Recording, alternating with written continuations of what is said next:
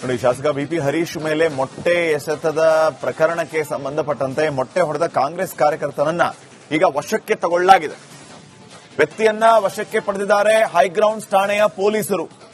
ಯಾವ ವ್ಯಕ್ತಿ ಬಿಪಿ ಹರೀಶ್ ಮೇಲೆ ಮೊಟ್ಟೆ ಎಸೆದಿದ್ನೋ ಆ ಕಾಂಗ್ರೆಸ್ ಕಾರ್ಯಕರ್ತನನ್ನ ಪೊಲೀಸರು ಈಗ ವಶಕ್ಕೆ ತೆಗೆದುಕೊಂಡಿದ್ದಾರೆ. ಹೈಗ್ರೌಂಡ್ಸ್ ಪೊಲೀಸರು ಈಗ ಆತನನ್ನ ವಶಕ್ಕೆ ಪಡೆದಿರುವಂತಹ ಮಾಹಿತಿ ಲಭ್ಯ ಆಗ್ತಾ ಇದೆ. ಬಿಜೆಪಿ ಸರ್ಕಾರದ ವಿರುದ್ಧ ಈ ಒಂದು ನಮ್ಮ ವಿದ್ಯಾರ್ಥಿಗಳಿಗೋಸ್ಕರ ಒಂದು ಏನು ವಿದ್ಯಾರ್ಥಿಗಳಿಗೆ ಇಷ್ಟೊಂದು ಅಪರಾಧ ಮಾಡಿದ್ರಲ್ಲ, ನಮಗೆ ಯಾರೀ ನ್ಯಾಯ ಕೊಡಿಸೋರು? ಯಾರೀ ಸರ್? ನಾನು ವಿದ್ಯಾರ್ಥಿ ಸರ್, ಕಾರ್ಯಕರ್ತ ಅಲ್ಲ, ವಿದ್ಯಾರ್ಥಿ ಸರ್, ನಮ್ಗೆ ಯಾರು ಸರ್ ನ್ಯಾಯ ಕೊಡಿಸೋರು? ಬಿಜೆಪಿ ಸರ್ಕಾರದ ವಿರುದ್ಧ ಈ ಒಂದು ನಮ್ಮ ವಿದ್ಯಾರ್ಥಿಗಳಿಗೋಸ್ಕರ ಒಂದು ಏನು ವಿದ್ಯಾರ್ಥಿಗಳಿಗೆ ಇಷ್ಟೊಂದು ಅಪರಾಧ ಮಾಡಿದ್ರಲ್ಲ, ನಮಗೆ ಯಾರೀ ನ್ಯಾಯ ಕೊಡಿಸೋರು? ಯಾರೀ ಸರ್? ನಾನು ವಿದ್ಯಾರ್ಥಿ ಸರ್, ಕಾರ್ಯಕರ್ತ ಅಲ್ಲ, ವಿದ್ಯಾರ್ಥಿ ಸರ್, ನಮ್ಗೆ ಯಾರು ಸರ್ ನ್ಯಾಯ ಕೊಡಿಸೋರು? ಬಿಜೆಪಿ ಸರ್ಕಾರದ ವಿರುದ್ಧ ಈ ಒಂದು ನಮ್ಮ ಇವಾಗ ಇನ್ನಷ್ಟು ಮಾಹಿತಿಯನ್ನು ಕೊಡೋದಕ್ಕೆ ನಮ್ಮ ಪ್ರತಿನಿಧಿ ಹನುಮಂತ ಈಗ ವಸಂತ ನಗರದಿಂದಲೇ ನೇರ ಸಂಪರ್ಕದಲ್ಲಿ ಜಾಯ್ನ್ ಆಗಿದ್ದಾರೆ. ಹನುಮಂತ, ಸದ್ಯಕ್ಕೆ ಏನ್ ನಡೀತಾ ಇದೆ, ಏನೆಲ್ಲ ಅಪ್ಡೇಟ್ಸ್ ಕೊಡ್ತೀರಿ? ಹರೀಶ್ ಅವರನ್ನ ನೀವು ಮಾತಾಡಿಸ್ತಾ ಇದ್ದಾನೆ, ನಾವು ಗಮನಿಸಿದ್ವಿ. ಈಗ ಯಾವ ವಿಚಾರಕ್ಕೆ ಏನಾಯ್ತು ಎತ್ತ ಅಂತ, ಮುಂದೆ ಏನಾದ್ರು ಈಗ ಮೊಟ್ಟೆ ಎಸ್ತಿರೋ ವಿಚಾರಕ್ಕೆ ಸಂಬಂಧಪಟ್ಟಂಗೆ ಕಂಪ್ಲೇಂಟ್ ಕೊಡುವಂತ ಕೆಲಸ ಏನಾದ್ರು ಎಂಎಲ್ಎ ಇಂದ ಆಗತ್ತಾ? ಇನ್ನು ಕಾಂಗ್ರೆಸ್ನ ನಾಯಕರುಗಳ ಬಗ್ಗೆ ಹೇಳೋದೇನು?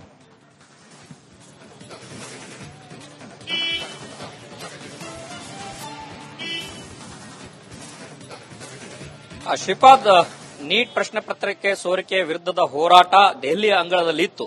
ಅದು ಪ್ರಧಾನಮಂತ್ರಿ ನರೇಂದ್ರ ಮೋದಿ ಅವರ ನಿವಾಸದ ಎದುರುಗಡೆಗೆ ಲೋಕಸಭಾ ವಿಪಕ್ಷ ನಾಯಕ ರಾಹುಲ್ ಗಾಂಧಿ ಅವರ ಪ್ರತಿಭಟನೆ ನಡೆಸಿರುವಂತಹ ವಿಚಾರಕ್ಕೆ ಅಲ್ಲಿ ಬಂಧನವಾಯಿತು. ಬಂಧನ ಆಗಿರುವಂತಹ ಹಿನ್ನೆಲೆಯಲ್ಲಿ ಈಗ ಬೆಂಗಳೂರಿಗೂ ಕೂಡ ಅದು ವ್ಯಾಪಿಸಿದೆ. ಅದರಲ್ಲೂ ಕೂಡ ಪ್ರಮುಖವಾಗಿ ನಿನ್ನೆ ಲೋಕಭವನಕ್ಕೆ ಕಾಂಗ್ರೆಸ್ ಕಾರ್ಯಕರ್ತರು ಮುತ್ತಿಗೆ ಹಾಕಿದ್ರು. ಇವತ್ತು ಬೆಳಗ್ಗೆಯೂ ಕೂಡ ಆ ಒಂದು ವಿಚಾರವನ್ನ ಇಟ್ಕೊಂಡು ಕೆಪಿಸಿಸಿ ಕಾನೂನು ವಿಭಾಗದ ಘಟಕದಿಂದ ಪ್ರತಿಭಟನೆಗಳು ನಡೀತಾ ಇತ್ತು. ಇಂತಹ ಹೊತ್ತಿನಲ್ಲಿ ಇದರ ನಡುವೆ ಬಿಜೆಪಿ ಕಚೇರಿಗೂ ಕೂಡ ಕಾಂಗ್ರೆಸ್ನ ಮತ್ತೊಂದು ತಂಡ ಹೋಗಿ ಮುತ್ತಿಗೆ ಹಾಕುವಂತ ಪ್ರಯತ್ನವನ್ನ ಮಾಡಿದ್ರು. ಹಾಗಾಗಿ ಬಿಜೆಪಿಯ ಕಾರ್ಯಕರ್ತರು ಕೂಡ ಪ್ರತಿಭಟನೆ ನಡೆಸಲಿಕ್ಕೆ, ಎಲ್ಲ ಹೋರಾಟವನ್ನು ನಡೆಸಲಿಕ್ಕೆ ಉದ್ಯಾನವನ ಇದೆ, ಸ್ವತಂತ್ರ ಉದ್ಯಾನವನದಲ್ಲಿ ಅವಕಾಶ ಇದೆ. ಅದರಲ್ಲೂ ಕೂಡ ಬಿಜೆಪಿ ಕಚೇರಿಗೆ ಪದೇ ಪದೇ ಬಂದು ಮುತ್ತಿಗೆ ಹಾಕ್ತಾರೆ ಅನ್ನುವಂತ ಒಂದು ವಿಚಾರ. ಮತ್ತೊಂದು ಕಡೆಗೆ ಏನು ಪ್ರಧಾನಮಂತ್ರಿ ನರೇಂದ್ರ ಮೋದಿ ಅವರ ನಿವಾಸದ ಮುಂದೆ ಏನು ಪ್ರತಿಭಟನೆಯನ್ನ ಮಾಡಿದ್ರು, ಅದರ ವಿರುದ್ಧವಾಗಿ ರಾಜಕೀಯವಾಗಿ ಒಂದು ಕೌಂಟರ್ ಆಗಿ ಪ್ರತಿಭಟನೆ ನಡೆಸಲಿಕ್ಕೆ ಕಾಂಗ್ರೆಸ್ ಕಚೇರಿಗೂ ಕೂಡ ಮುತ್ತಿಗೆ ಹಾಕಲಿಕ್ಕೆ ಮುಂದಾಗಿದ್ರು.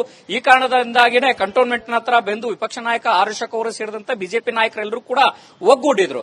ಆದ್ರೆ ಇದರ ನಡುವೆ ಬಿಪಿ ಹರೀಶ್ ಅವರು ಕೂಡ ಕೆಪಿಸಿಸಿಯ ಕಚೇರಿಗೆ ಬಂದಂತ ಸಂದರ್ಭದಲ್ಲಿ ಕಾಂಗ್ರೆಸ್ ಕಾರ್ಯಕರ್ತರು ಮೊಟ್ಟೆ ಹೊಡೆದಿರುವಂತಹ ಘಟನೆ ಈಗ ನಡೆದಿರುವಂತದ್ದು. ಯಾಕೆ ಅಂತಂದು ಹೇಳಿದ್ರೆ, ಬಿಜೆಪಿಯ ಶಾಸಕ ಬಿಪಿ ಹರೀಶ್ ಅವರು ಅವರನ್ನ ಮಾತನಾಡಿಸುವಂತಹ ಸಂದರ್ಭದಲ್ಲಿ ಅವರು ಹೇಳುವಂತಹ ವಾದ ಏನಂತಂದು ಹೇಳಿದ್ರೆ, ನನಗೆ ಇಲ್ಲಿ ಕಾಂಗ್ರೆಸ್ ಕಚೇರಿಗೆ ಮುತ್ತಿಗೆ ಹಾಕುವಂತ ವಿಚಾರದಲ್ಲಿ ಬಂದಿದ್ದೆ, ಆದ್ರೆ ಕಾಂಗ್ರೆಸ್ ಕಚೇರಿ ಇಲ್ಲಿದೆ ಅನ್ನೋಂತ ಮಾಹಿತಿ ನನಗಿರಲಿಲ್ಲ. ನಮ್ಮ ವಾಹನ ಚಾಲಕ ಏನಿದೆ ಇಲ್ಲೇ ಇದೆ, ಅದು ಮುಂದೆ ರೈಟ್ ತಗೊಳ್ಬೇಕು, ಹಾಗಾಗಿ ನೀವು ಇಲ್ಲಿ ಇಳ್ಕೊಳ್ಳಿ ಅಂತಂದು ಹೇಳಿದ್ರು. ಹಂಗಾಗಿ ನಾನು ಇಳ್ಕೊಂಡೆ. ಈ ಸಂದರ್ಭದಲ್ಲಿ ಕಾಂಗ್ರೆಸ್ ಕಾರ್ಯಕರ್ತರು ನನ್ನ ಮೇಲೆ ಮೊಟ್ಟೆ ಎಸೆತಿರುವಂತದ್ದು. ಅಷ್ಟು ಮಾತ್ರ ಅಲ್ಲ, ಅಲ್ಲೇನೂ ಕೂಡ ಮಾಡಿದ್ದಾರೆ ಅನ್ನುವಂತ ಮಾಹಿತಿಯನ್ನ ರಿಪಬ್ಲಿಕ್ ಕನ್ನಡ ಜೊತೆಗೆ ಬಿಪಿ ಹರೀಶ್ ಅವರು ಹಂಚಿಕೊಂಡಿದ್ದಾರೆ.